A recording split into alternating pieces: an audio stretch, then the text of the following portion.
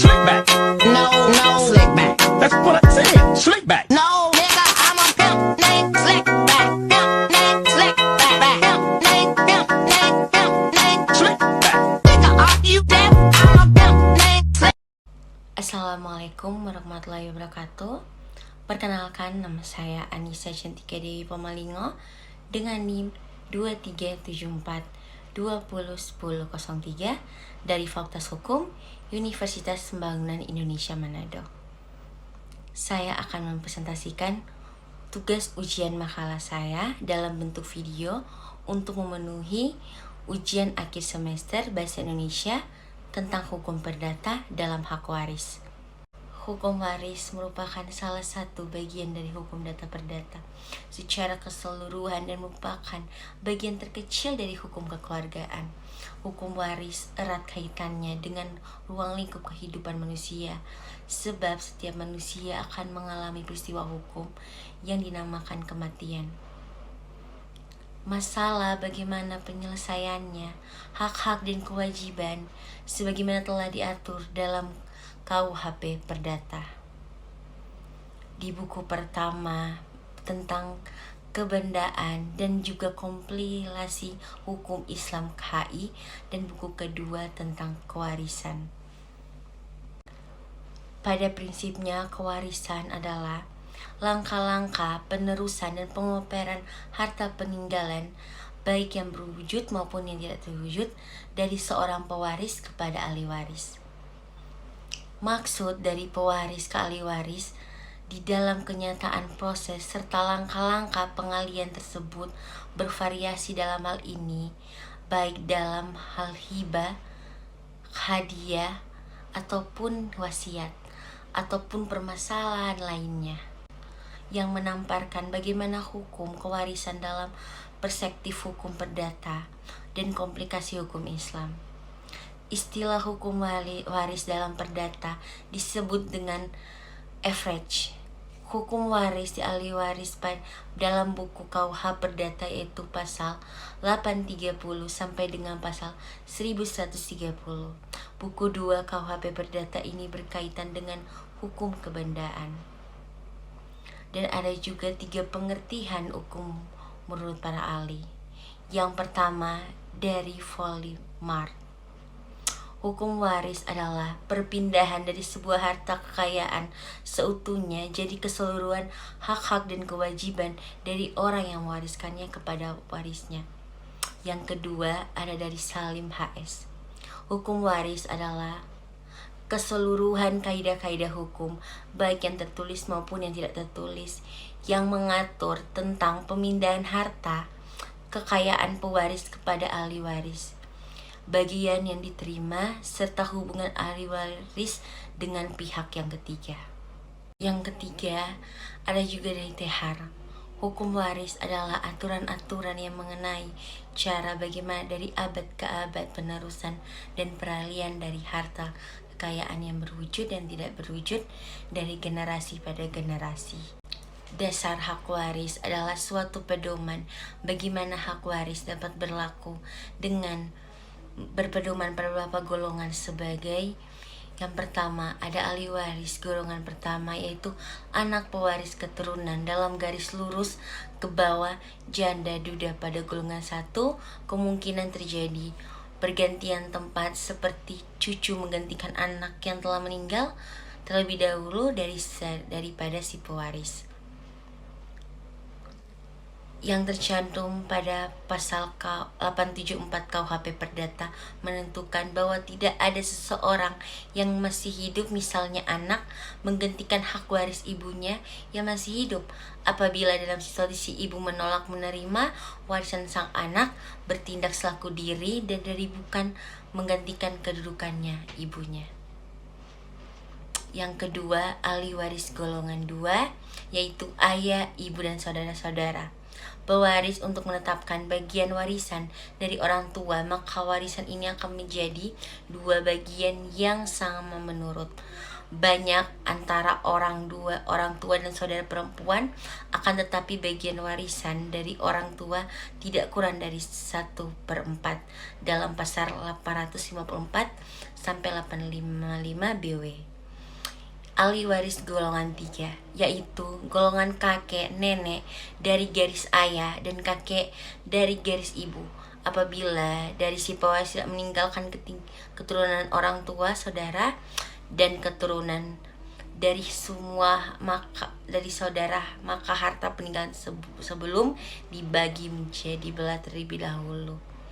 Baru ahli waris golongan 4, yaitu anak-anak saudara, anak-anak dan sanak saudara dari ibu sempat derajat ke-6. Apabila tidak ada ahli waris garisnya satu-satu, maka seluruh warisan jatuh kepada ahli waris lainnya yang tercantum dalam pasal 861 ayat 2. Unsur waris, syarat waris, dan hak ahli waris. Yang pertama ada unsur pewarisan. Berangkat dari definisi dalam hukum waris, maka terdapat beberapa unsur pokok yang melekat pada ketentuan hukum waris, yaitu adanya orang yang meninggal dunia atau disebut erflater, yang meninggalkan harta warisan yang disebut waris. Yang kedua, adanya orang yang masih hidup, erfgenam, yaitu orang yang menurut undang-undang atau testamen berhak mendapat waris yang disebut ahli waris. Yang ketiga, adanya benda yang ditinggalkan yang disebut erfanistialatem cap, yaitu dengan segala sesuatu yang ditinggalkan oleh pewaris pada saat ia meninggal dunia disebut harta warisan, bisa berbentuk aktiva dan pasif. Yang kedua, syarat-syarat pewaris. Pewaris adalah seorang yang meninggal dunia, baik laki-laki maupun perempuan, yang meninggalkan sejumlah harta, kekayaan, maupun hak-hak yang diperoleh beserta kewajiban-kewajiban yang harus dilaksanakan selama hidupnya, baik dengan surat wasiat ataupun tanpa surat wasiat. Adapun syarat-syarat yang harus dipenuhi dalam unsur-unsur pewarisan, yaitu syarat-syarat yang berhubungan dengan pewaris. Untuk terjadinya, maka si pewaris harus sudah meninggal dunia, bagaimana disebut dalam pasal 830 KUH Perdata. Pewarisan hanya berlangsung karena kematian. Ada juga syarat-syarat yang berhubungan dengan hak ahli waris. 1. Mempunyai hak atas harta peninggalan. Pewaris hak ini ada karena adanya hubungan darah atau perwakilan antara ahli waris dengan pewaris tersebut. Ahli waris menurut undang-undang pasal KUH Perdata, ada 2 pewaris berdasarkan undang-undang, kedudukan sendiri atau dengan pewaris langsung. Ahli waris adalah mereka yang terpanggil untuk mewarisi berdasarkan kedudukan sendiri pada asasnya. Ahli waris mewaris kepala demi kepala yang tercantum pada pasal 852 ayat 2 KUHP Perdata, yang isi mereka mewarisi kepala demi kepala jika dengan si meninggal mereka bertalian kekeluargaan dalam derajat ke-1 dan masing-masing mempunyai hak karena dirinya sendiri. Kedua, adanya pemberian wasiat yang diberikan oleh pewaris untuk ahli waris yang terdapat pada pasal 875 KUHP Perdata. Adapun yang dinamakan surat wasiat atau testamen ialah suatu fakta yang memuat pertanyaan seseorang tentang apa yang dikehendaknya akan terjadi setelah ia meninggal dunia, oleh dapat dicabut kembali. Yang paling lazim suatu testamen berisi apa yang dinamakan suatu erfstelling, yaitu menunjukkan seseorang atau beberapa orang menjadi ahli waris yang akan mendapat seluruh atau sebagian dari warisan orang yang ditunjukkan, dinamakan testamentatir erfagenam. Kedua, ahli waris ada atau masih hidup. Pada saat kematian pewaris, prinsipnya harus ada. Tidak ada pewaris tanpa didahului dengan kematian. Pasal 830 BW, yakni pewarisan hanya terjadi karena kematian. Ini berarti tidak ada pewarisan tanpa didahului dengan kematian. Oleh karena itu, warisan tidak dapat dituntut oleh ahli waris selama pewarisnya masih hidup. Ketiga, tidak terdapat sebab atau hal yang menuntut undang-undang ahli waris tidak patut atau terlarang untuk menerima warisan dari si pewaris menurut pasal 830 KUH Perdata. Di Indonesia terdapat 3 sistem pewarisan, yaitu hukum waris adat dan hukum waris perdata dan hukum waris Islam. Ahli waris merupakan orang-orang yang menerima harta warisan ketentuan mengenal ahli waris dalam hukum waris adat, hukum waris perdata, dan hukum waris memiliki konsep yang berbeda. Ahli waris menurut hukum waris perdata tidak dibedakan menurut jenis kelamin. Layaknya dalam beberapa hukum waris adat, seseorang menjadi ahli waris menurut hukum perdata disebabkan oleh perkawinan, hubungan darah, baik secara sah maupun tidak.